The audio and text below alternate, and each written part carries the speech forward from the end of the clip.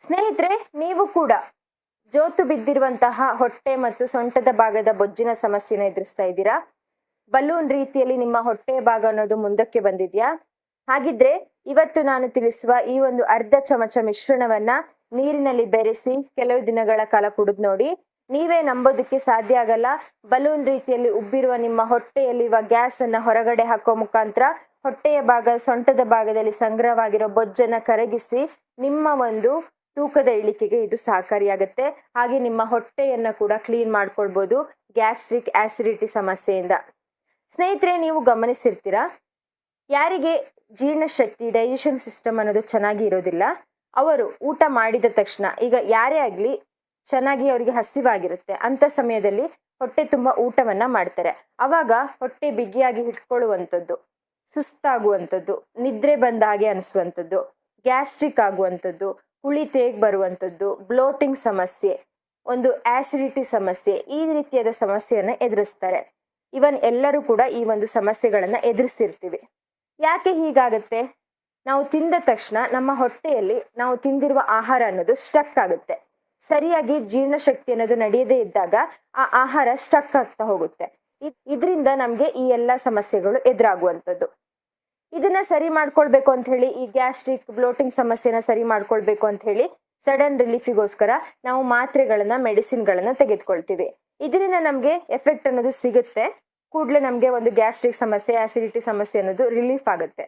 ಆದ್ರೆ ನಮ್ಮ ಹೊಟ್ಟೆಯಲ್ಲಿ ಸ್ಟಕ್ ಆಗಿರುವಂತಹ ಆಹಾರ ಅನ್ನೋದು ಸರಿಯಾಗಿ ಜೀರ್ಣ ಆಗಲ್ಲ.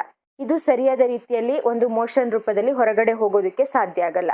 ಹೀಗೆ ಆಗದೆ ಇದ್ದಾಗ ಅದು ಕಾನ್ಸ್ಟಿಪೇಷನ್ ಆಗುವಂಥದ್ದು, ಮಲಬದ್ಧತೆ ಸಮಸ್ಯೆನ ನಾವು ಎದುರಿಸ್ತೀವಿ.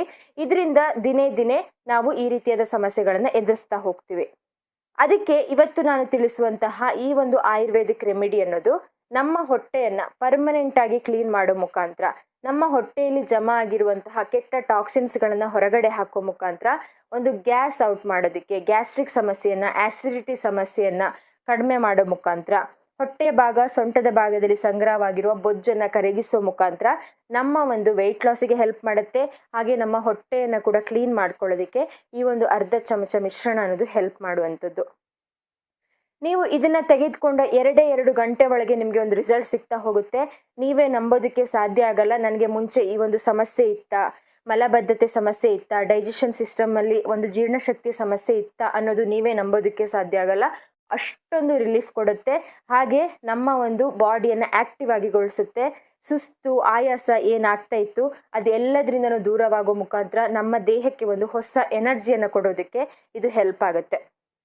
ಹಾಗಿದ್ರೆ ಇವತ್ತಿನ ಈ ಒಂದು ರೆಮಿಡಿ, ಈ ಒಂದು ಅರ್ಧ ಚಮಚ ರೆಮಿಡಿ ಅನ್ನೋದು ಇಷ್ಟು ನಮ್ಮ ಒಂದು ಡೈಜೆಷನ್ ಸಿಸ್ಟಮ್ಗೆ ಸ್ಟ್ರಾಂಗ್ ಆಗಿ ಹೆಲ್ಪ್ ಮಾಡುತ್ತೆ. ಹಾಗೆ ನಮ್ಮ ವೆಯ್ಟ್ ಲಾಸ್ಗೂ ಕೂಡ ಹೆಲ್ಪ್ ಮಾಡುತ್ತೆ ಅನ್ನೋದಾದ್ರೆ ಇದನ್ನ ಹೇಗೆ ತಯಾರಿಸಬೇಕು, ಇದರಲ್ಲಿ ಏನೇನು ಇಂಗ್ರೀಡಿಯೆಂಟ್ಸ್ ಇದೆ ಅನ್ನೋದನ್ನ ನೋಡ್ಲೇಬೇಕಲ್ವಾ? ಖಂಡಿತವಾಗಿಯೂ ತಿಳಿಸ್ತೀನಿ. ಅದರ ಬೆನಿಫಿಟ್ಸ್ಗಳನ್ನ ಕೂಡ ತಿಳಿಸ್ತೀನಿ. ಹೇಗೆ ತಯಾರಿಸಬೇಕು ಅನ್ನೋದನ್ನ ಕೂಡ ತಿಳಿಸ್ತೀನಿ. ಯಾವ ಸಮಯದಲ್ಲಿ ತೆಗೆದುಕೊಂಡ್ರೆ ಒಳ್ಳೇದು ಅನ್ನೋದನ್ನ ಕೂಡ ತಿಳಿಸ್ತಾ ಹೋಗ್ತೀನಿ. ಅದಕ್ಕೂ ಮುಂಚೆ ಜ್ಯೋತಿ ರೆಸಿಪೀಸ್ ಕನ್ನಡ ಯೂಟ್ಯೂಬ್ ಚಾನಲ್ಗೆ ಎಲ್ಲರಿಗೂ ಸ್ವಾಗತ, ಸುಸ್ವಾಗತ. ಯಾರಾದರೂ ನಮ್ಮ ಚಾನಲ್ನ ಫಸ್ಟ್ ಟೈಮ್ ನೋಡ್ತಾ ಇದ್ರೆ ದಯವಿಟ್ಟು ಚಾನಲ್ನ ಸಬ್ಸ್ಕ್ರೈಬ್ ಮಾಡಿಕೊಂಡು ವಿಡಿಯೋನ ಎಲ್ಲೂ ಸ್ಕಿಪ್ ಮಾಡದೆ ಕೊನೆವರೆಗೂ ನೋಡಿ. ವಿಡಿಯೋ ಇಷ್ಟ ಆದರೆ ಒಂದು ಲೈಕ್, ನಿಮ್ಮ ಅಭಿಪ್ರಾಯ ಏನಾದರೂ ಇದ್ರೆ ಕಮೆಂಟ್ ಮಾಡಿ ತಿಳಿಸಿ. ಬನ್ನಿ, ಹಾಗಿದ್ರೆ let's get into the video. ಈ ಒಂದು ವೆಯ್ಟ್ ಲಾಸ್ ರೆಮಿಡಿಯನ್ನ ತಯಾರಿಸೋದಕ್ಕೆ ನಮಗೆ ಬೇಕಾಗಿರುವಂತಹ ಇಂಗ್ರೀಡಿಯೆಂಟ್ಸ್ ಅನ್ನ ನೋಡೋದಾದ್ರೆ, ನೀವಿಲ್ಲಿ ನೋಡ್ತಾ ಇರುವಂತಹ ಮೊದಲನೇ ಇಂಗ್ರೀಡಿಯೆಂಟ್ ಕರಿ ಲೀವ್ಸ್ ಅಥವಾ ಬೇವಿನ ಎಲೆ.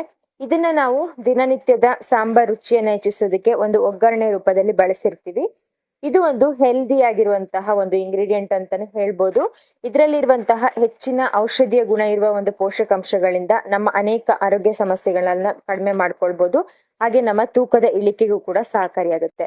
ಇಲ್ಲಿ ಸ್ವಲ್ಪ ಪ್ರಮಾಣದ ಈ ಒಂದು ಕರಿ ಲೀವ್ಸ್ ಅನ್ನ ನಾನು ತೆಗೆದುಕೊಂಡಿದ್ದೀನಿ. ಆನಂತರ ಒಂದು ಗ್ರೀನ್ ಚಿಲ್ಲಿಯನ್ನ ತೆಗೆದುಕೊಂಡಿದ್ದೀನಿ, ದೊಡ್ಡ ಸೈಜ್ ಅಲ್ಲಿ. ಖಾರ ಜಾಸ್ತಿ ಇದ್ರೆ ಒಂದು ಸಾಕು, ಖಾರ ಕಡಿಮೆ ಇದ್ರೆ, ಸೈಜ್ ಚಿಕ್ಕದಾಗಿದ್ರೆ 2 ಗ್ರೀನ್ ಚಿಲ್ಲಿಯನ್ನ ನೀವು ತೆಗೆದುಕೊಳ್ಬಹುದು. ಇನ್ನು ಮೂರನೇ ಇಂಗ್ರೀಡಿಯೆಂಟ್ ಶುಂಠಿ ಅಥವಾ ಜಿಂಜರ್. ಇದು ಒಂದು ಅರ್ಧ ಇಂಚ್ ಆಗುವಷ್ಟು ಶುಂಠಿಯನ್ನ ತೆಗೆದುಕೊಂಡಿದ್ದೀನಿ.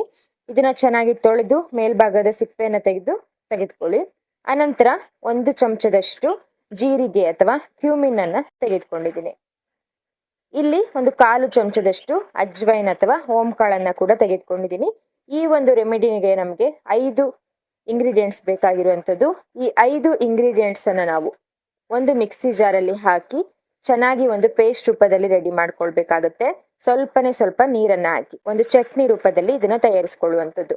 ಇದರಲ್ಲಿ ಹಾಕಿರುವಂತಹ ಕರಿ ಲೀವ್ಸ್ ಅಥವಾ ಬೇವಿನ ಎಲೆ, ಇದರಲ್ಲಿ ಇರುವಂತಹ ಆಲ್ಕಲಾಯ್ಡ್ಸ್ ಅನ್ನೋ ಒಂದು ಒಂದು ಕಾಂಪೌಂಡ್ ಇಂದ ನಮ್ಮ ದೇಹದಲ್ಲಿ ಡೈಜೆಷನ್ ಸಿಸ್ಟಮ್ ಇಂಪ್ರೂವ್ ಆಗುತ್ತೆ, ಮೆಟಬಾಲಿಕ್ ಸಿಸ್ಟಮ್ ಇಂಪ್ರೂವ್ ಆಗುತ್ತೆ, ನಮ್ಮ ರಕ್ತದಲ್ಲಿರುವ ಬ್ಲಡ್ ಶುಗರ್ ಲೆವೆಲ್ ನ ಕಂಟ್ರೋಲ್ ಮಾಡುತ್ತೆ.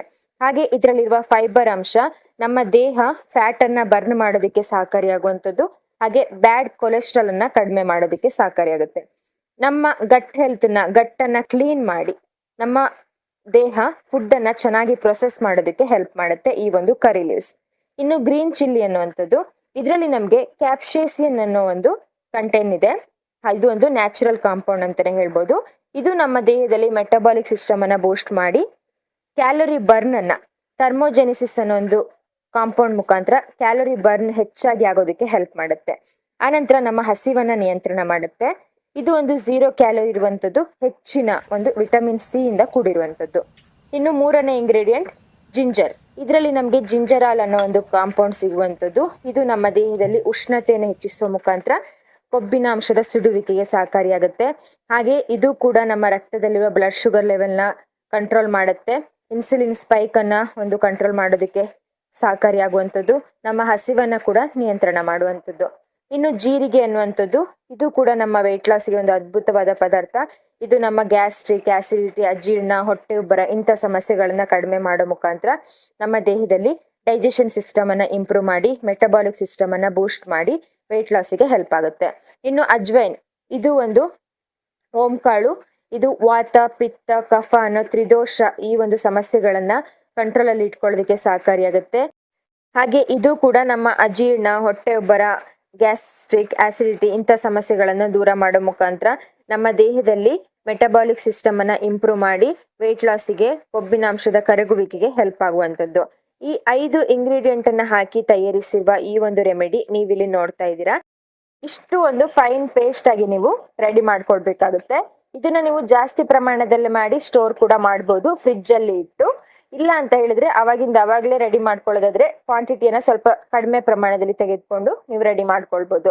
ಈಗ ಇದನ್ನ ಯಾವ ರೀತಿಯಾಗಿ ನಾವು ಡೈಲಿ ತೆಗೆದುಕೊಳ್ಬೇಕು ಅಂತ ನೋಡೋದಾದ್ರೆ, 1 ಗ್ಲಾಸ್ ನೀರನ್ನ ತೆಗೆದುಕೊಳ್ಬೇಕು. ಅದು ನೀರು ಸ್ವಲ್ಪ ಬಿಸಿಯಾಗಿರ್ಬೇಕು, ಲ್ಯೂಕ್ ವಾರ್ಮ್ ವಾಟರ್. ಜಾಸ್ತಿ ಬಿಸಿಯಾಗಿರಬಾರ್ದು, ಜಾಸ್ತಿ ತಣ್ಣಗೂ ಇರಬಾರ್ದು. ಆ 1 ಗ್ಲಾಸ್ ನೀರಲ್ಲಿ 1 ಚಮಚದಷ್ಟು ಈ ಒಂದು ಮಿಶ್ರಣವನ್ನ ಡಿಸಾಲ್ವ್ ಮಾಡಿ ಚೆನ್ನಾಗಿ ಬೆರೆಸಿ ಇದನ್ನ ನೀವು ದಿನನಿತ್ಯ ತೆಗೆದುಕೊಳ್ಳುವಂಥದ್ದು. ಇದಕ್ಕೆ ನೀವು ರುಚಿಗೋಸ್ಕರ ಸ್ವಲ್ಪ ನಿಂಬೆಹಣ್ಣಿನ ರಸವನ್ನ ಸೇರಿಸಬಹುದು.